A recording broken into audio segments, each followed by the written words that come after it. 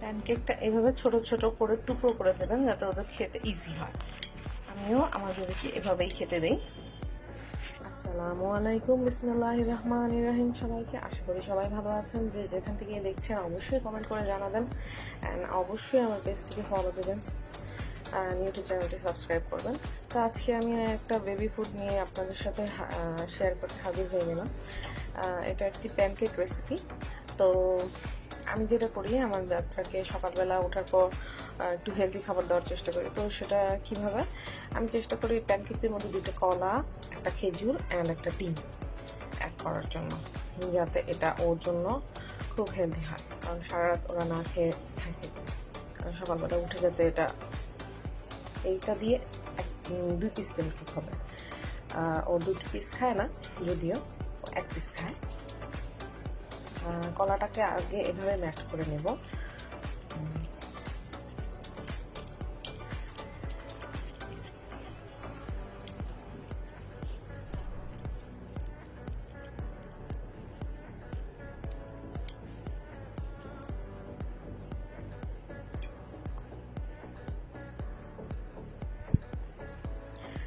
দেখতেই পাচ্ছেন এখানে কলাটা ম্যাশড হয়ে গেছে। অ্যান্ড এখানে আমি খেজুরের উপরের যে কোষটা ওইটা খুলে নিলাম যাতে খেজুরটা ম্যাশ করতে ইজি হয়। অ্যান্ড বিচিটাও ফেলে দেব,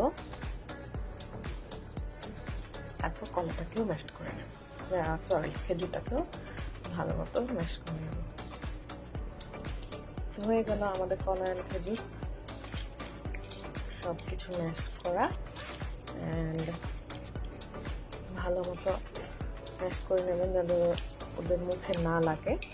এটা আপনারা 1 বছর বয়স থেকে দিতে পারেন, বা বাচ্চাদের যদি দাঁত হয়ে যায় তখন থেকে দিতে পারেন। আমার বেবিটা যেমন আমি 6 মাস বয়স থেকেই দেওয়া শুরু করেছি, ও কারণ ও কামড় দিয়ে খেতে খুব ভালোবাসে। অ্যান্ড দেন আমি ডিমটাকে ভালো করে কেটে নেব, ভালো করে চামচ দিয়ে ব্লেন্ড করে নেব।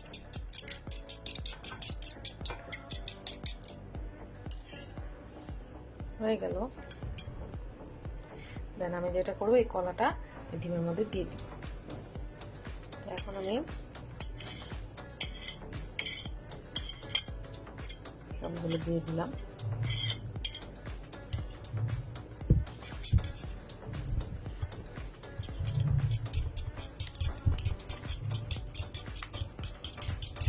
ভালো করে মিক্সড করে দিলাম। এর মধ্যে আমি যে বাচ্চারা ডিব্বার দুধ খায় সেই ডিব্বার দুধও দিতে পারেন। 2 বছরের নিচে গরুর দুধ আপনারা যদি না খাওয়াতে চান তাহলে খাবেন না, বাট আমি গরুর দুধও দিই। অ্যান্ড গরুর দুধ যদি সব সময় থাকে না বাসায় ইনস্ট্যান্ট, তখন আমি দুধটা প্রেফার করি, বা যে বাচ্চা যেটা খাওয়ায় সেটা আমি দিয়ে নিই। তো এখন আমি যেটা দিব, 1 চামচ দুধের ডিব্বার সাথে যে চামচ থাকে সেই পরিমাণ 1 চামচ দুধ দিয়ে দিব। অ্যান্ড আমি বাদাম আগেই ব্লেন্ড করে রেখেছিলাম, তো ওখান থেকে কিছু পরিমাণে বাদাম দিয়ে দিব।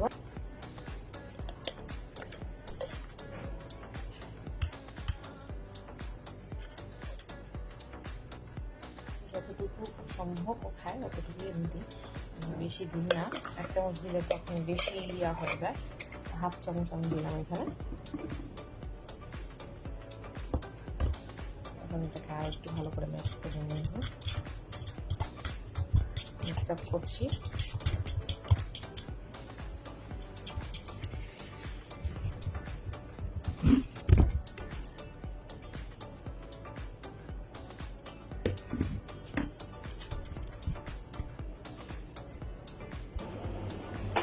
আমি যেটা করবো এখন, আমি সবসময় আমুল বাটারটা দিয়ে থাকি বাচ্চাদের খাবারে। ফ্রাই প্যানটা যেহেতু গরম হয়ে গেছে, তো এখন আমি দিয়ে দিব। চুলার আঁচটা মিডিয়াম পরিমাণে নেবেন, অত বেশি আছে রান্না করবেন না, তাহলে ভিতরটা কুক হবে না। বাই দ্য ওয়ে, এখন আমি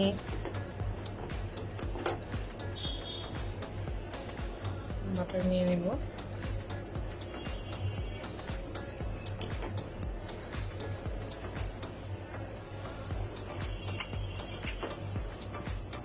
Yes. হয়ে গেল।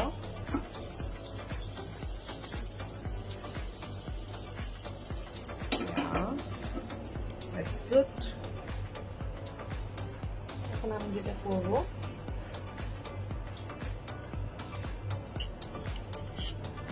বাটারটা